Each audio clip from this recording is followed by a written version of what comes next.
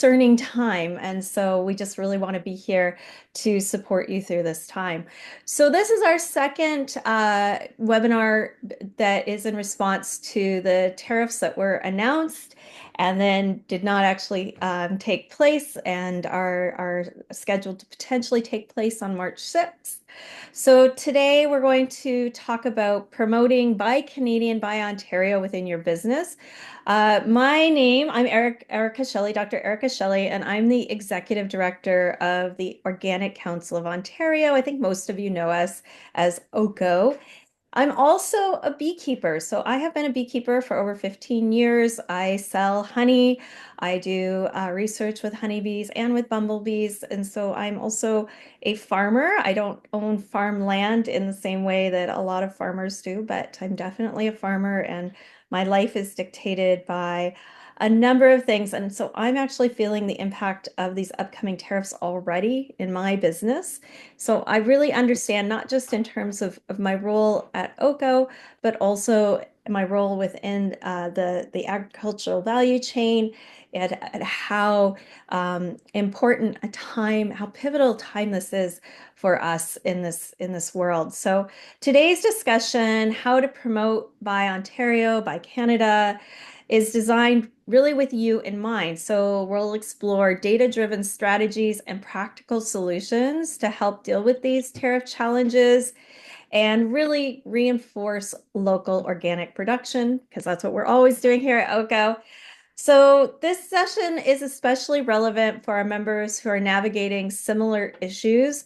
And I'm excited to share insights that will empower us all to strengthen our industry in these evolving times. So let's get started.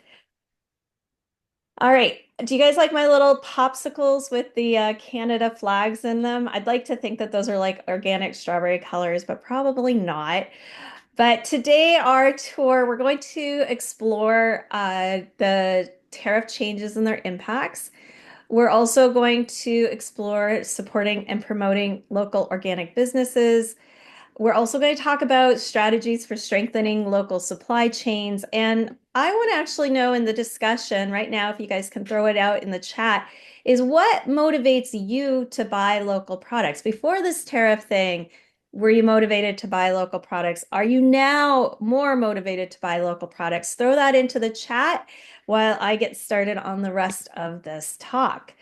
So, as always, we are here for you. So we are the voice for organics in Ontario. We are a not-for-profit and we represent over 1,400 certified organic operators. If you are organic certified in Ontario, you are actually a member of OCO.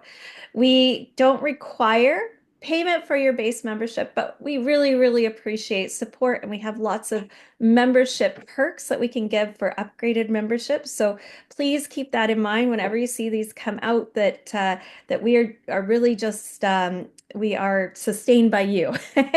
And so our job is to catalyze the organic sector growth and encourage market development. We focus on advocacy, connection, and this general growth. We work to support all of you in the value chain, so producers, processors, retailers, and we work on policy, marketing development, educational resources. We actually put money towards organic research. There's so many things that we do, and we're just so thankful that we're here to work for you. So jumping into our talk of looking at the current market context.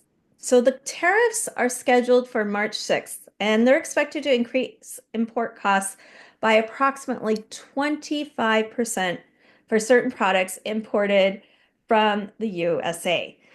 Or from the USA, from Canada and Mexico into the USA. And then we had a response of retaliating with equivalent tariffs when that happened the first time. We don't really know what's going to happen on March 6th. The agreement overall, when I'm checking in with people, when I'm looking at the news, is that there's definitely going to be some tariffs. And we saw that with aluminum and steel already. But it might be more specific. It may not be as broad as it was the first time. And maybe it won't impact food and agriculture sectors as much, or maybe it will. We don't know. But when you don't know, the best policy is to be ready. And so today we're going to talk about how to get ready for this possible tariff shift, but mostly to use this time to maximize our marketing and moving into our local markets if we're not already there. So if we look at the tariffs in the short term, basically the businesses in all sectors are going to see effects, but the organic sector will face three major short-term effects. So the first is, of course, the higher cost for cross-border sales. So you might have to choose between rising prices, which could make them less competitive, or absorbing the extra costs. So that might be a short-term issue. Also, that restricted US market access. So, we may be, if you're a processor, you may be using organic products from both Ontario but also from the US. I talked to somebody who they make a product that is cooked in a special way, so it's sent down to the US and then it's sent back. And so they'd actually have to pay tariffs sending it down and pay tariffs sending it back. So these key exports and imports could make Canadian products very expensive and our products too expensive for the US and vice versa. So we might be closing off some major sales channels that have been there for a very long time and aren't now. Also, in the organic industry, we might see increased input costs. So there is certain fertilizers that and inputs that are actually imported from the US, and we don't actually have necessarily substitutes that are readily available for us here in Canada. And we've had some conversations about that in our previous conversation about how we're going to try to look at some of those products and if there's substitutions and where they can be sourced from so that we can help you out. So these are sort of those that the broad impacts, the short terms. And again, I'm wondering if you want to add it into the chat and something that can come up later is, do you think these tariffs are going to affect your business? And or do you think maybe it's the other way that you're actually going to profit instead of having losses during this time? If we look at the long-term the long-term impacts, we don't think about just short-term headaches, but we possibly are going to reshape our industries here in Canada. So over time, we're going to have challenges, but we have an ability to look at the opportunities that are going to be coming and allow us to adapt. And really, the best businesses are those that can pivot, right? That can change what they're doing or amplify what they're doing in the face of certain information. So this tariff may be the exact thing that your company has been needing to to raise itself up, to make new connections. So over time, businesses will adjust, and we may see some major shifts across the organic sector. So we might see increased interprovincial trade. I made this slide deck up last week on Friday. There's some announcements about this, so I'll come back to that. But with the U.S. markets less accessible, we might see a rise in domestic trade. And in fact, we are definitely going to see that, and that is going to be fantastic. We might actually see more businesses relocating to Canada. So countries might pull out of the U.S. if they're finding that there are retaliatory tariffs, and international companies may move some parts of their operations to Canada to avoid trade barriers. So new investment and job opportunities. We might see restructuring of supply chains. Before, a lot of people would send their products to the US to be packaged, to be shipped out, but we might actually see some of that being restructured and moving up here. However, there's also a risk of reduced organic availability. So if we start seeing rising costs on these inputs, lower profits, we might see some of our organic farmers go back to conventional farming. And obviously at Oko, we don't want to see that. So we want to support you the best way that we can to keep you within the organic sector. So, how do we make the most of this tariff situation? We listen to the people. All right. So these poll results from Abacus data suggest that Canadians are increasingly interested in buying local. So they did these little polls with a number of people. I actually don't remember how many it was, but it was a lot of people. I apologize. Usually I would have the number there. And it said that 42% of those people that responded to this poll was going to do everything they can to not purchase anything made in the United States or from American countries. Note in the chat if you are one of these 42% of people after you've heard about these tariffs, if things have changed for you. And then in the past few days, what does that actually mean? Have you not considered doing the following? So 84% of people have decided that they're going to buy more Canadian products. 34% that were going to the US canceled their trip, and Hi. 32% have considered canceling streaming services. Are you in a meeting? Somebody needs to be on mute. Sorry, I Okay, can't I hear. just sent an email to you. Can you just confirm it looks okay, please? You might have finally got my signature figured out. It broke again. So I was sending out this broken link images. Looks stupid. One of the many reasons I was so stressed. All right, and most of the packaged food available And in Canadian grocery stores are thought to be made in Canada. 42% true, and the 40%. links work. The person who just said, "Do the links work?" Can you put yourself on mute?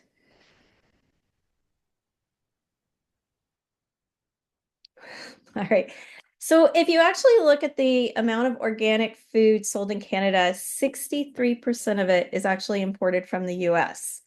So this highlights that there is a knowledge gap and a market opportunity for us. If consumers are eager to support local producers, but they don't really understand where their food's coming from, we have a great opportunity to step in and educate them and showcase them the Canadian origin of our products. There's actually a website called Food Flows Canada that just come out. And if you're able to go ahead and check out the website, you can actually click national and international for both vegetables and fruits, and you can see how those foods are moving in and out of Canada. And obviously, we're never going to, for example, replace kiwis coming into Canada. But when we look at beans and potatoes and lots of foods that we're able to grow locally, we can definitely move some of those foods inside Canada, whereas maybe we've been exporting them before to the US. So let's look at some real world examples demonstrating the momentum behind buying Canadian. So first of all, this came out Arva Flour Mill.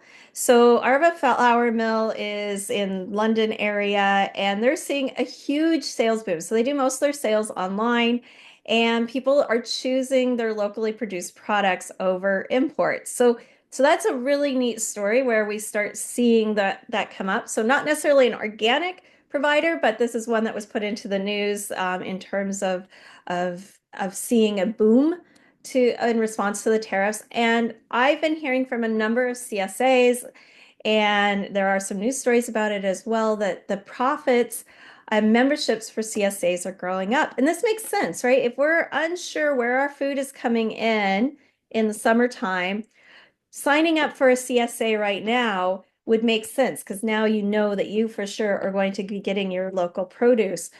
And so CSAs are just having a booming year, which is fantastic. And we expect that that's going to continue to happen. So recent articles also indicate that the US here could serve as a catalyst by bolstering our food supply chains by driving more domestic sourcing.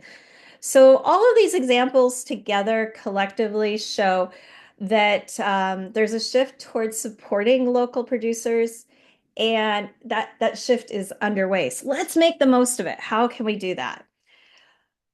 Well, first, we need to address to our customers the benefits of buying organic locally. So first, you tell your customers, you tell your buyers, you tell anyone who will listen that purchasing locally supports the local economy by keeping money within our communities and helping small producers thrive. Some of you might be very large producers. This might not be a message that works for you, but anyone that's a smaller, serving a smaller community, this is a great message to go out to them. Second, it reduces transportation impacts. So if you are shipping a product from Ontario into Ontario, that's so much better than shipping it, down to the United States. Of course, when we talk about shipping across Canada, those emission things, are not as significant. But when we're talking about local, we can definitely highlight fewer emissions and a lower carbon footprint. Local sourcing also ensures fresher products since there's minimal time between harvest and sale. So you got both flavor and that nutritional value. And additionally, buying local fosters community connections. One of the things we found during one of our market tests is that community is the word that matters to so many people right now. And any way that you can build community with food, with agriculture products, with what you're doing for the earth, you are going to win. So work on that community messaging. So consumers will develop a closer relationship with the people who grow their food. People like to say, I'm a beekeeper. People love saying that they get their honey from me, and that it's the best honey they've ever had. And people really feel that way, that that food is the best they've ever had. And so, building that community can be really important. Local sourcing can also help protect our environment by reducing the strains on local ecosystem, water, and air. And of course, if you're farming organically, there's less going into the water around you that is bad and into the air. And you can also say, hey, this is the air you're breathing, this is the water you're drinking, and we're making it stay clean. We're helping with that. So together, these benefits create a sustainable and resilient food system for everyone. This is a part of the messaging that you're going to want to get across. Now, I'm going to talk a little bit about one of our websites. So we have a website, Ontario Organic, and we also have the organiccouncil.ca. So if you go to, this says organiccouncil.ca, this is not the Ontario Organic website. The Ontario Organic website is ontarioorganic.ca. I think, can you put that in the chat for me, team? I can't remember if it's .ca or .com. And this is the hub for the Ontario Organic campaign. So we ran this for a couple of years, and we're still running it, but we put this all together. And then on this website, you'll find a wealth of data we've gathered from market trends and consumer engagement metrics to insights on the growth of local organic businesses. There's also links for brands and retailers. There's actually a link to our directory, recipes, articles. So this is our a consumer forward facing website where we bring on organic home. And so feel free to use any of the resources that you can find on this site that you can get across to your customers. But also, we feature retailers and brands committed to organic practices, and it allows you to locate and connect with the local partners. So if you've not used our directory before, which is on both the organiccouncil.ca and this Ontario Organic website, you can take a look at it. And the really nice part about this directory is that it changes. So every time we get a new membership, we update it, and it does take a little time to update. So if you have a membership and it's coming through, it has to go through a system to actually update, but it does get updated. And it informs and empowers all the stakeholders in the organic value chain by streamlining this access to that information so you can see what that looks like. And in fact, if you go to our organic directory, you can actually put in um, it's sorry, there's it's directory.organiccouncil.ca. It looks like it's there twice. You can actually write in your product, the business, the location for you're looking for, and you'll find relevant listings. And then when you click on that listing, you get detailed contact information to communicate with those people. So it might be their website, it might be their phone number, it might be their address. We have schools sometimes who've contacted us and say we're looking for an organic farm to do this thing, and we can actually go on this directory and see that. And people that are like, oh, I would love to find a local organic whatever to buy from, they can actually look at this directory. So this is a fantastic place for you to use as well as advertise your products or services that you're offering in the organic value chain. So we're actively updating this resource over the next coming months to make sure it ensures only currently certified organic providers. So if you are a member, expect that you'll be getting an email or a phone call from us as we update our records on this, but we really want to keep this information up to date. So we put out an Ontario Organic Market report earlier this year, or not this year, I guess we're in 2025, in 2024. And you can find that on our website. And one of the things I really want to point out here is that Ontario represents 39% of Canada's population. So we're in a really magical place in terms of where the people are. And we account for 38.3% of organic consumption. So it's kind of in line with the number of people, of percentage of people in Canada are the same percentage of people that are taking um, care of our value chain. So 100% of organics, 38% of those are in Ontario, those people that are choosing organic. Love, love, love to see that number increase, and we have a huge opportunity to do that. If you're interested in actually learning about some of the most popular products in the organic market, the Ontario organic market, those products which actually sell for premium, those things that actually are a hot commodity, and what that market looks like in terms of people's buying habits, you can actually get that report on our website. So we actually have a comprehensive hub of lots of information there. We have a grain report there that you can find as well. And we offer a range of other resources. So visit our website. They're completely free for our members and they provide the data and analysis that you need so you can make decisions about your organic, what you're doing in organics, or if you want to go into organics, what those are. All right, so this slide has a whole lot of words. And really, what I wanted to get across here is that we're talking about buying local, buy Ontario, but really buy Canada.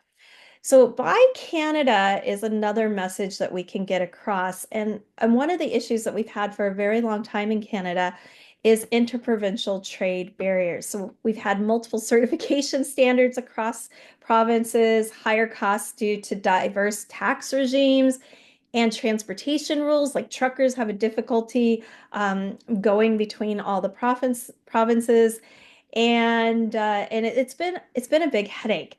So these obstacles limit the scale and reduce the efficiency in getting these products to market. On Friday, we got news that the government of Canada announced the removal of more than half of the federal exceptions under the Canada Free Trade Agreement. So basically, there was 39 before, now there's 19. I haven't actually looked at exactly what those are, but that is an improvement. And hopefully, what we see happening is that we start to see standardized rules, lower administrative and transportation expenses, and most importantly, an expanded market access nationwide. Because for a long time, it's been easier to sell stuff to New York than to sell stuff to Alberta.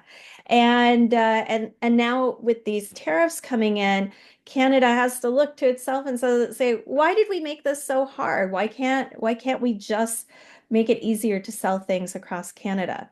So this announcement really targets all sectors, but it is going to benefit our organic industry. So with unified standards and more efficient supply chains, Canadian organic producers can expect reduced costs and improved competitiveness.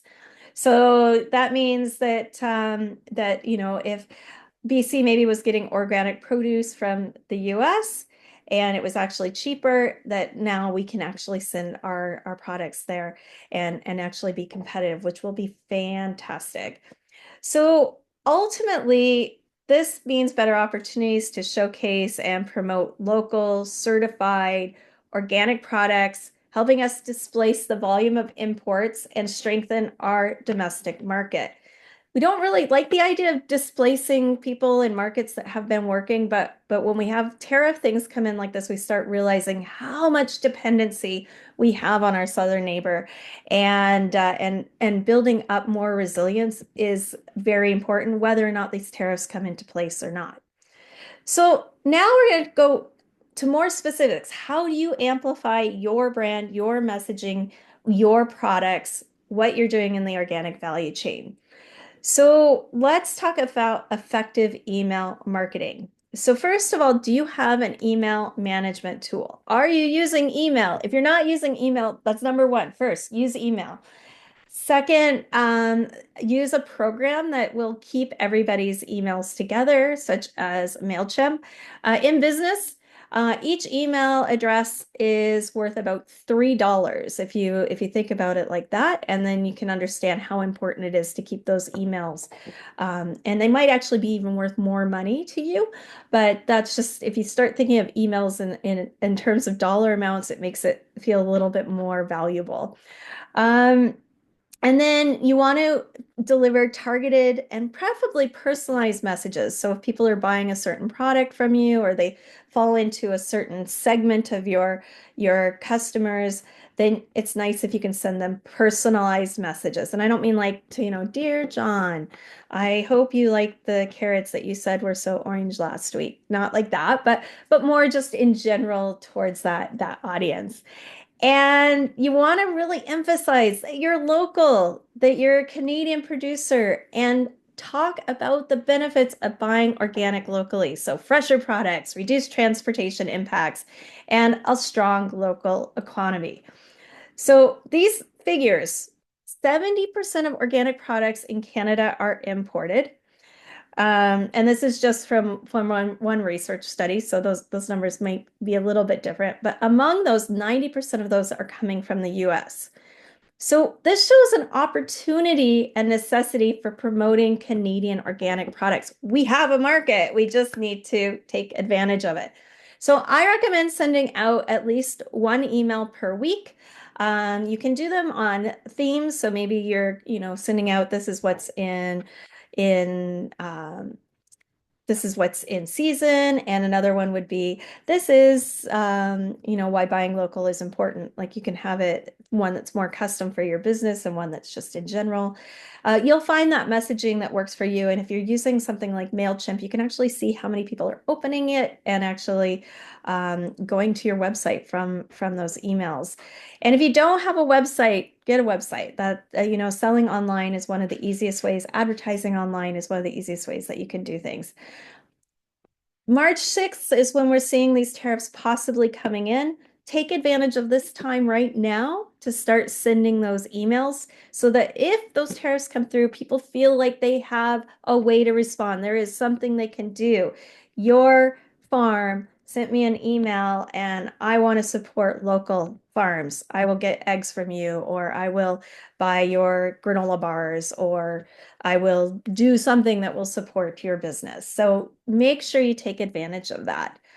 So when you focus on a message that's personal, remember that community word that we've talked about, distinctly Canadian. You don't write A in there, but it has a Canadian voice to it. And it's data driven, right? So that you talk about this is, what we're offering to this segment. You're going to build trust with your customers and encourage them to support our local organic businesses. So it amplifies your brand, but it also contributes to a more resilient domestic supply chain.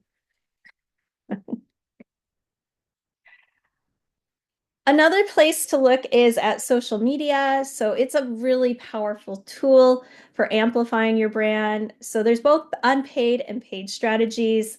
So for your unpaid efforts, Focus on frequent posts on Instagram and Facebook. And I say unpaid in the sense you have to pay for labor, maybe it's just you doing it, but you're not having to actually pay Meta to do that. And so do frequent posts and use photos and videos that feature people. Those really tend to perform best, showing authentic local stories. People are going to eat that local stuff up. They're going to eat. People are just going to love seeing you in your garden, in your farms, in your packaging, in your stores, doing stuff in Canada. That's going to perform really, really well.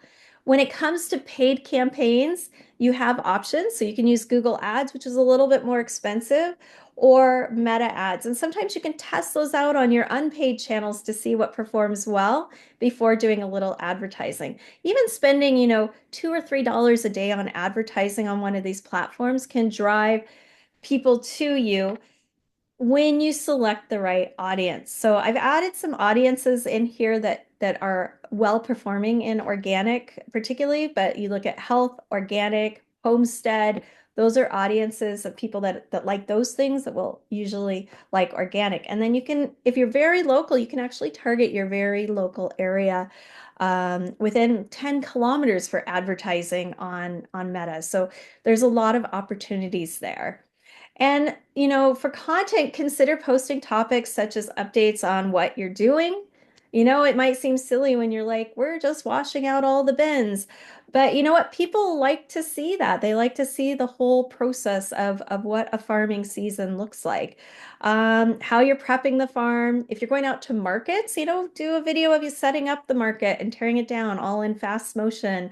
Or talk about, interview with people that are at the market and say, what do you think about buying local? That kind of thing you can do. Um, and then, use websites and resources that you find valuable, and share those with people. When people see you as a resource, you become their resource. And it works well. So it's a nice way to share and expand knowledge. So this balanced approach will help you build a strong, engaged community that supports local organic production. Now let's explore some other community sharing things. So print advertising and radio advertising as part of your overall market strategy. Radio advertising is really underutilized, but a lot of people do listen to the radio. So, especially coming up to this tariff thing, that might be a good place to go. Or if you have local magazines, or if you're a big brand, there's Harrowsmith and some larger magazines that promote healthy eating across Canada that you can also focus on. So, hang up flyers and posters locally if to get people to recognize, and really Canada, buy local, organic, all of that messaging should come across there. For in on the radio side, you can talk about what you're doing, but you can also consider offering talks and workshops that highlight why buying local matters. And that's a reason, you contact your local radio and say, hey, we're offering up this workshop or this talk. Can you advertise it for us? And sometimes there's not even a cost to that. You can also do paid advertising as well with radio. So either way, but use these platforms to discuss what your company does, share real stories, show the people that are working, and that will resonate with that community side of things. Create a series of related segments. So whether it's about sustainable farming practices, the benefits of organic produce, or local market trends, keep building a recurring narrative that keeps your audience engaged. So it's really important that they're excited to see what you're going to talk about next. The next part, the boots on the ground, is when you want to get your product into local businesses, it's essential to be proactive and essentially putting boots on the ground. You can call people, you can email people, but there is nothing like going into a store or a company and meeting people one-on-one. And that speaks to how local you are, because you've been able to just walk on in there. So you can use our organic directory to identify and connect with local restaurants, grocery stores, and other relevant outlets. So basically, you want to make sure when you show up that you have a clear message about your product and consider offering samples or encouraging them to lock in orders for the upcoming season, especially given that the tariffs make local sourcing a timely incentive. You know what? Why not sell out of everything early? That's a great problem to have, right? And then maybe you find another business that can provide you with their organic products that you can pass along and spread the wealth as it is. So keep meticulous records of these interactions. And you can use a spreadsheet. We like customer relationship managers like HubSpot, but those do cost money. So depending on if you're dealing with lots and lots of people or just a few people, how you manage that will be important, but you really want to make sure you stay up on it, checking with people if they need inventory, all those sorts of things, and maintaining a relationship with those people. And this is always the case no matter whether you're, doing local, exporting, whatever, but it is really helpful to just keep up with the organization side of things. All right, so now I want to share with you that key message when you go in, boots on the ground, emails, workshops, any of those things that you need to get across to your customers, your buyers, and your partners. So this is the messaging that encapsulates why Buy Canada, Buy Ontario is so critical, especially in the organic sector. So here's what you're going to want to communicate. By choosing local products, you're eliminating dependency on other countries. You're supporting local jobs and ensuring you know the true source of your food.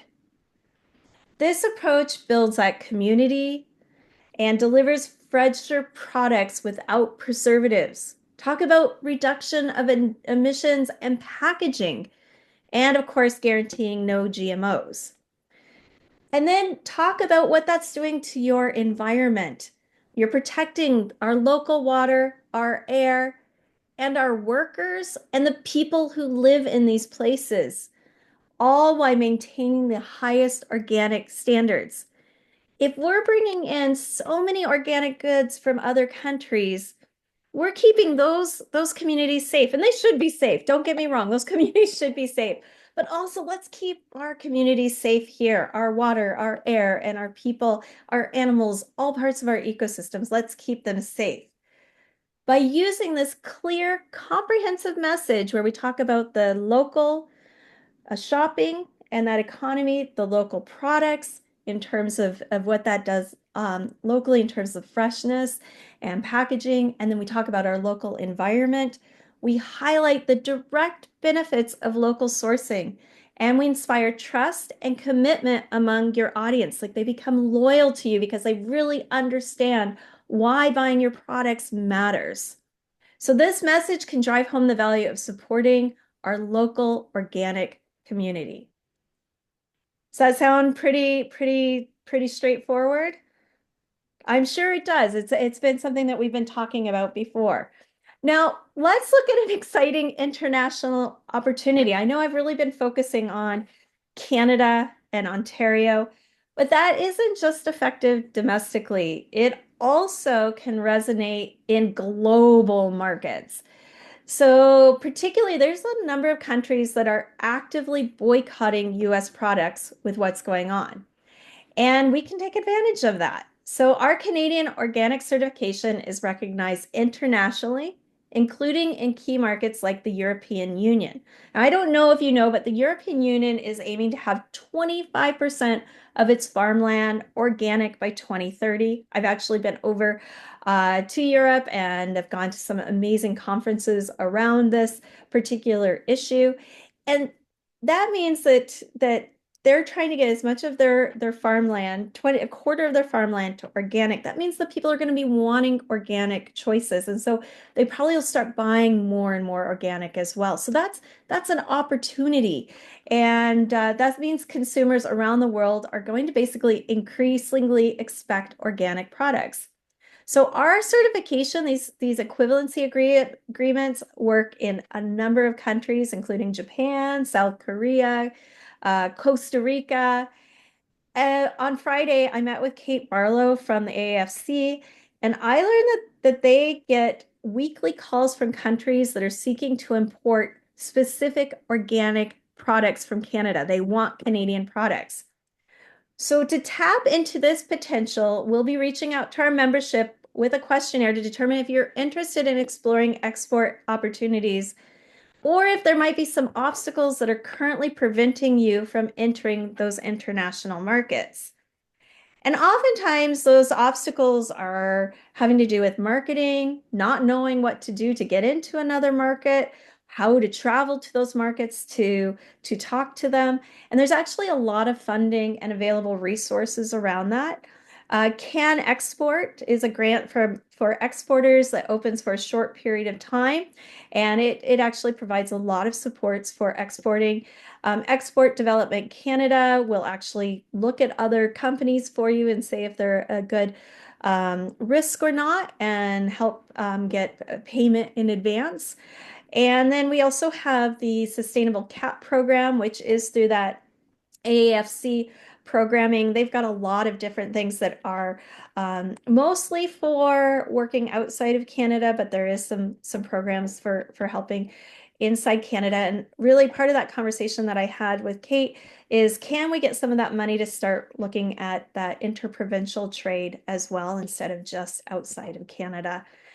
And then I want to bring up that the first time these tariffs came around, they mentioned that there will be a remission process. So a business can apply for an exemption of the US import tariffs if they are causing them serious financial harm. I don't know for a fact that that's going to be the case if this comes around again or what that will be looking like. But there's conversations happening.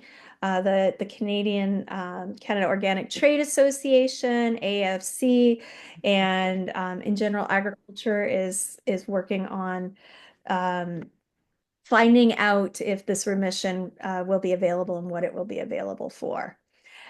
Now, the organic logo matters. We talk about certified organic, and it really does matter. Nielsen report showed that it was #1 trusted above even the US organic label. Anyone can say they use organic practices, but that logo, it tells the truth. That guy, he's got like a Pinocchio nose. If he's like so small, you're not sure what's going on. That's what that's all about. If it's, you know, while anyone can claim to follow organic practices, and they can even include organic in their business name without certification, that logo is a guarantee of authenticity. It tells the consumer that the product truly meets the strict criteria set under the Canadian organic regime. And those regulations are reviewed every 5 years, which includes this year. If you guys have not had your inputs, if you haven't seen those coming out, they are coming out slowly in different sectors. And it ensures that all organic products, no matter which province they're coming from, have adhered to the same high, consistent standards. So it's a true mark of quality, transparency, and reliability. It is a trusted mark. And if you have that certification, you need to get that messaging across to your buyers and your customers. And of course, at the Organic Council of Ontario, we are always trying to get that messaging across about how important that logo is. All right, so to basically summarize everything that we've talked today, by sharing your unique story and highlighting the quality, sustainability, and local impact of your organic products, you can effectively engage consumers. So leverage those social media campaigns, focus on themes like grown in Ontario, proudly Canadian organic, and buy Canadian, buy Ontario. Build strong relationships with your customers so that you can get that loyalty and trust. So, digital channels like email, social media, traditional print, and radio advertising, all of these are ways that you can, do things from home, what we say behind the keyboard. But you can also start building new relationships. And this is the best excuse ever to be reaching out to people, is to say, hey, tariffs, buy locally. Maybe you don't have the normal supplier that you have. How can I help you? This is like the perfect entry. So we call this, oftentimes a warm handshake where somebody knows somebody. Well, this is kind of providing this opportunity for you to talk to people because there's something to talk about. So build those strong new relationships, connect with local restaurants, grocery stores, and other partners. And of course, you can use our organic directory and networking tools. So this way you can secure more consistent orders and create a more robust supply chain.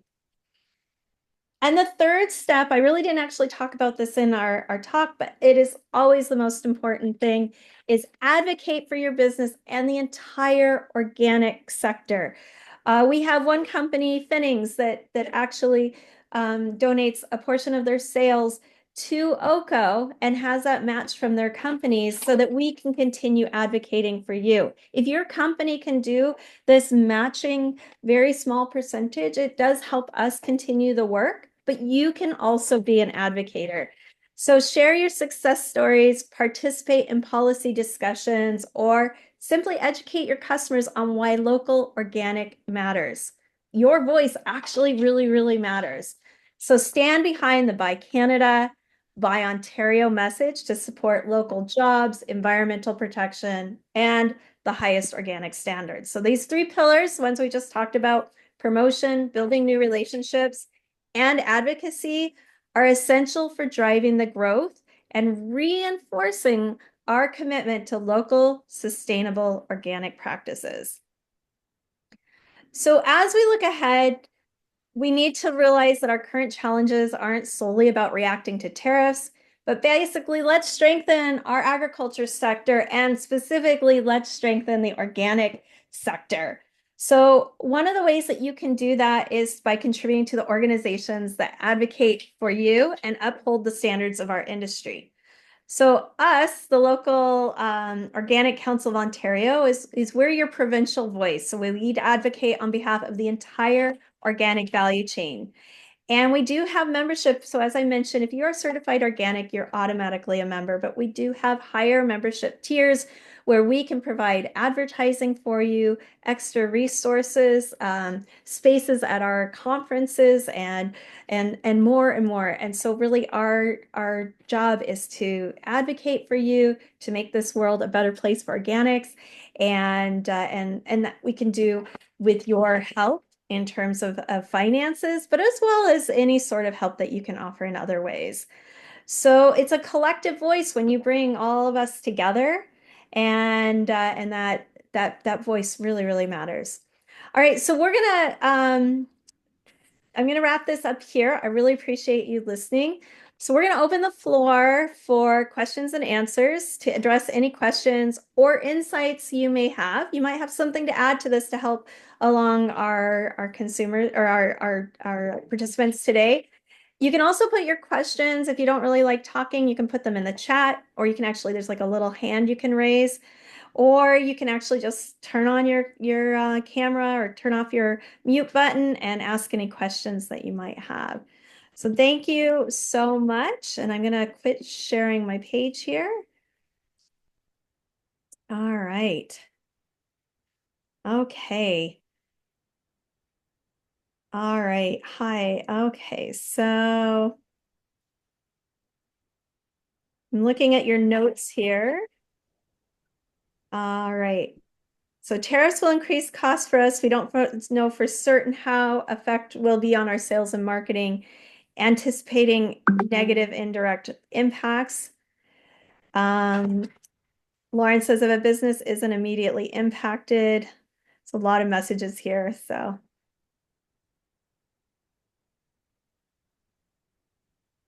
oh, okay. So Joanne asked if there's any resources that folks know of to edit videos, etc., to help post on social media. Marketing is not my forte, and I'm unfamiliar with how to do this. So, Sammy, are you on here right now? I am. All right, so Sammy's actually our marketing person, and maybe Sammy, you can answer that particular question. Yeah, for sure. Canva is a really inexpensive option. It usually ranges from like $20 to $30 a month. Honestly, sometimes not even that much. And it's super user friendly. There are also, depending on your devices, there are like free softwares that you can use. If you have like an Apple product, you can use iMovie. Or if you have Adobe, you can use an Adobe video editor, things like that. Yeah, and if you guys have seen any of our videos, most of those, Canva is really, really easy to use. We do love that. All right, so how much of food on Canadian store shelves is packaged in the US or processed partially there for the Canadian market? So we don't actually have great numbers on this, and this is part of one of our missions here at OCO is to start looking at the data of how much organics is coming in and how much is going out.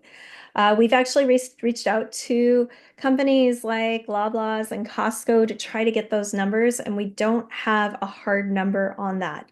So this is actually part of this upcoming year or the next couple of years, we have a data portal project, and we're hoping that we can open up communication so that I can actually give you a number, Lynn. I don't actually even have that number, and it's very frustrating that we can't give numbers for organic foods. We can look at entire US, but not organics. All right. Okay. Let's see who else. Oh, Ashley posted in the comments about the updates on the interprovincial trade barriers, so you can take a look there. And oh yes, so Grain Guru Usha asked if we can the host team share the PowerPoint after the meeting. So Sammy will be putting those up on our website, and this is also being recorded for it'll be on our YouTube channel, so you can grab the presentation and any resources that you want to use. Feel free to use them with your advertising. We don't if you can just mention that we've provided those resources for you, but any way that we can help get your marketing across and get that story across to your people, we're happy to do that for you. And you can actually take a look at our social media channels, both our Instagram and our Facebook and our LinkedIn, and see some things that we've provided in the past too. So we have public trust campaigns where we provide lots of information, and we're happy to share that with you as well. Yes. Awesome. Sorry. Uh, I have another question because since you're talking about Grain Guru, you're talking about Usha. Is it possible if we could have another one-to-one session because we are a new startup company here, and I would not like to extend more because keeping the time interview. So we would like to understand and see how we could grow and by gaining some more details. Okay, So yeah, we can definitely set something up. I see that you asked for my email there. Anybody who wants to reach out to me directly, my email is erica@organiccouncil.ca. I can actually write that in here. thank you very much. And yeah, we do have a marketing team that can answer a lot of those questions and in terms of marketing, but also just understanding our market here in general, where we just really love to support our members in any way we can that way. So, Awesome. Thanks. Lauren. Yeah, I just wanted to speak to some interesting nuances and things that came up in your presentation that apply to some of the challenges I'm trying to work through right now. You mentioned 63% of organics are imported from the US. And I think, while the opportunity to kind of fill some of those gaps is exciting, I think it also comes down to the reality of we live in a climate that is not well suited to grow food year round, and we eat things that don't grow here at all. And so, obviously we're a local first company so I'll introduce myself, I guess, for those of you who don't know. I'm the sales and marketing manager at Fennings Organic Vegetables. So we're growers, we're packers, we're importers, and we're distributors. So we supply businesses with produce, organic produce year round. And we're always local first. So we'll, whatever we don't grow, we source from other growers locally. And whatever, we can't grow here, we source from our import partners, and many of them are in the US. And we even have branded partner programs where we have, when carrot season, like carrots can only store for so long. And then, we want to sell out of them before they start to go bad. And then once carrots are gone, you've got carrots from mostly California. Looking at this resource you shared, it looks like the vast majority of carrots that are imported into Canada come from California. And so, one of my challenges is like with our import partner program, we have had some questions, and we will get more questions as we finish up our local carrot season and have to move to California.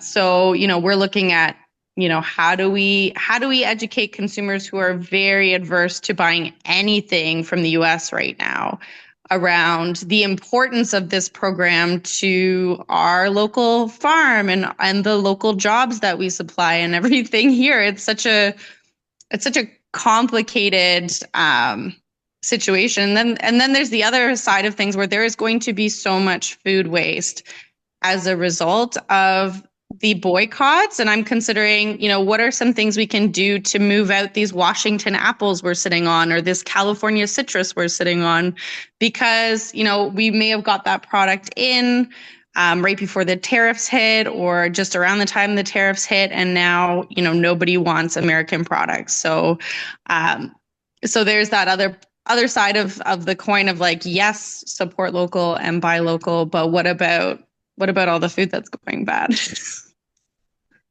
Yeah, so in terms of, and I did not cover that in this talk. I was definitely on one side of the coin there, and I can appreciate when we're, buy local, buy Ontario was the title of this, but I can appreciate that when you have a farming business, your retail store or your food processor, there's only a certain amount of time where you can actually get your products from Canada. Yeah. And that is problematic. So I think in the short term, it sounds like it's a big problem for you, if having all of these products sitting around. But there's also now the opportunity to look at, if we were getting all of our carrots from California, where else can we get them from? And can we remove some of the tariffs, some of those import costs? Is there ways to reduce the costs of getting them from other countries? And so when I was having this conversation with Kate from the AFC, they're supposed to bring strategy to the government to say, how can we deal with this? And so those are the ideas that I've had. But if you have ideas, or if anybody in this group has ideas about ways to work around that doesn't cancel, we don't want to cancel out our US partner really at the end of the day. But if we have to, what would be helpful in terms of other options? What would, get your company buying their carrots from, South So America? this is the funny thing though. Before all of this, we have people who don't want product from Mexico. If it's from Mexico, I don't want it. We have customers telling us that. But now it's like, if it's from America, I don't want it. Oh, the Mexican stuff, yes, bring it here. Same thing before February, we had Quebec apples that were just sitting and sitting and sitting, and then this happened, and Quebec's ending and Washington's starting. And so now we have Washington apples, but any Quebec apples we can get in, they sell like hotcakes now. And it's just like, it's so funny. It's like, where are your values when this kind of thing is not happening in Canada?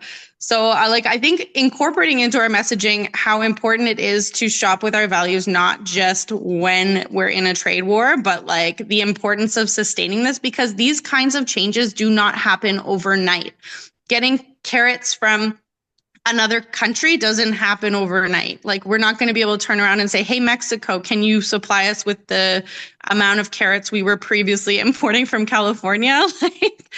So, and I think I think there's an element of like, how do we like totally support this buy local messaging, and how do we provide that education to consumers about where does food come from and how does food grow, and how, how these things are so nuanced and take time, and that we need to focus on building a system and maintaining that system, and not just when Donald Trump is, getting us all enraged. So I want to look at, yeah, how can we incorporate messaging that has long-term viability? And then on the flip side, I'll just mention some things that we're doing that maybe you guys hadn't thought of, because we're very produce centric here. So we're like, well, okay, Canada, so if you want to eat local, like this is what you're eating right now. So we've got a beet recipe coming out of the hopper. We had a cabbage recipe we shared recently. Like, people got to learn how to eat rutabaga because nobody seems to know how to eat it anymore. So, we're focused on how do you eat local? What does it really look like? So hopefully that's helpful to people. Yeah, and I would like to drop in if you guys are able to follow Finnings on social media channels. Is it Finnings? Jennings Farms. Yeah, if you want to put that into the even into the chat there, their marketing is amazing. They have more followers than we do, so we definitely can take a lesson there. And there is definitely some amazing resources there as well. And I don't know in terms of sharing how that works with you, but um, just you can take a look at the amazing resources that they have to offer. And I do appreciate that, Lauren, about, promoting local and organic, but then the education around how do agricultural food systems work. And this has been our life for a long time, but the rest of the world does not realize that when they're buying, produce through a season and it changes where it's coming from, that has to do with so many different things that there's, dollar amounts around it, as well as seasonality around it, as well as politics, and that it's a complicated story. And so when we simplify the story to buy local, buy Canada, we are missing some of that point, but we can also capitalize on it right now in the way that it can work for us. Yeah, as long as we have supply. It's November, or no, it's not November, it's February. It's February.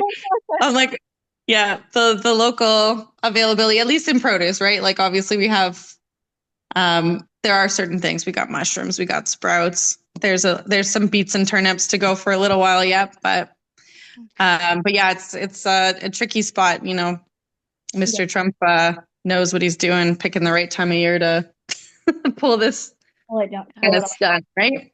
If I don't mean to interrupt, but I really want to jump in on this conversation respectfully because I'm the owner of Clo. My name is Charlotte Scase, and we are actually working on a brand new country of origin, and that actually teaches people about all of these claims. And I was going to ask for, when we look at the made in Canada, packaged in Canada, country of origin that corresponds directly with our tariffs. We have all these government requirements on some labels. Some labels are marketing, some labels are claims. And then so we have the actual visual images, but then we actually have the text that corresponds that may or may not have an image that goes with that as well, like saying something's organic versus certified organic with the organic logo for Canada. So what is I'd actually love Lauren and Erica, really love both of your takes, and anyone else that wishes to share. What is your take on that entire concept and how to market it to Canadians in a way that really informs and supports our economy while breaking it down into very simple concepts? I can respond to that, I think. So I think I hear what you're saying is creating a way to visualize like the complexities of like country of origin and whether it's produced like product of Canada or made in Canada. Is that what you're saying? Yeah, that in alignment with all of the other claims that we have, like we will have our Foodland Ontario logos, of course, Canada Organic, and there's many other marketing and certifications that correspond here in Canada, many are kind of go unnoticed because we don't really talk about them. Mhm. So how are you relaying that information to your customers? Um, like how are we relaying aside from on our packaging? Yes. Um, yeah, I'd have to look back. I don't know, like through certain times of the year and certain events and things, we like for Canada Organic Month and things like that, like we've definitely had campaigns where we talk about what does the Canadian organic logo mean, and things like that. But what I'm interested in about what you're talking about is the nuances of like the product of Canada or the made in Canada, because those can be really confusing. They are. And even, you know, I struggle with how do we communicate some of these things to our customers, even like our business clients, because with produce, like when it's just like a straight up piece of like apple, like it's straightforward. It's like I put, you know, product of Washington on our price list and the origin's covered. But then when we have things like things that are grown in the US and packed in Canada, what do we even call that? Like what kind of origin do we even give that on our price list? Exactly. Especially if the seeds are coming in from the States, they're grown here. I mean, how do you relay that information to consumers? Because we're so intertwined between Canada and US supply chains. Yeah, I don't know. I don't know if consumers are going to be thinking about it that deeply about like where are the seeds coming from that the produce is grown from. But and I don't think, you know, as far as, you know, when those breakdowns are made, a product of like if it's grown here, I think it's just considered a product, like it's just considered grown in Canada. But yeah, I don't know. I don't know if I have a good answer for you. That's okay. So it's more focused on the origin and by Canada, by Canadian. Yeah, we provide the origin for our clients, and then as far as consumer facing marketing goes, it's a focus on the Canadian organic logo and like the Foodland. We don't talk about the Foodland Ontario organic as much, but we do have it on our packaging. Okay. Thank you very much. Yeah, and I will add to that, Charlotte, like I know in general when we do made in Canada, even with products that are assembled in Canada, if you know if there's a certain number of pieces, then it's made in Canada, even if every single piece came from somewhere else. And so getting into the nuances of, you know, if your inputs, for example, you're using fertilizer that has come up from the US, you know, versus seed that's coming up from the US, like there would be a point at which you'd have to say, okay, actually everything that goes into this, including the machines, would need to be made in Canada. Like it kind of gets to a point where that could be really difficult. Like where do you draw that line? And so I think that line has been drawn at the, you know, if the product is grown here in Canada and harvested here in Canada, that's a product of Canada. And in fact, something can be grown in Canada, it can be sent to the US to be processed, and then can come back in Canada, and it still can be a product of Canada, but it often will have it was processed somewhere else. So I think that that particular question you asked with those nuances, I think would be a really difficult thing for consumers to understand. But even at the end of the day, it would be really hard for farmers to track where all the components that go into farming or food production or food package, even if you're packaging food and you're using plastic from somewhere else, there's just, we are such an international world now that it's really hard to say this is truly just Canadian at the end of the day. Exactly. And I really appreciate both of your insights because that's something that we're working on coming out with right now, was helping consumers understand that with a brand new category. And that comes, it, we can only do a good job if we understand the remainder of the industry and what they need and how they're promoting their products. Yeah, So absolutely. Thank you for your time. Well, thanks, And Charlotte. also, I owe you an email. You'll get an email back from me. I've been sick for the last few weeks. no problem. And I have another video editor for whomever was asking. It's a AI video editor that should be very easy, produce high quality videos. I'll put it in the chat. Okay, perfect. Thank you. Thank you. All right. So I think that's it for today. Elizabeth, do you mind muting your thing there? Just sorry. So I want to thank everybody for joining I'm today. so sorry. It's okay. I'd like to thank everyone for joining today. And if you have any questions, if there's ways we can support you, or if you have any contributions to make, Lauren, I really appreciate the thoughts around that. And that's actually something I want to consider is the other side of the coin as well. And that might be a future conversation for us to have as a webinar topic as well. So thank you so much for coming, and I wish you all luck as we navigate through this next little period of, or maybe long period of time of tariffs. Thanks, Erica. Thank you. Bye.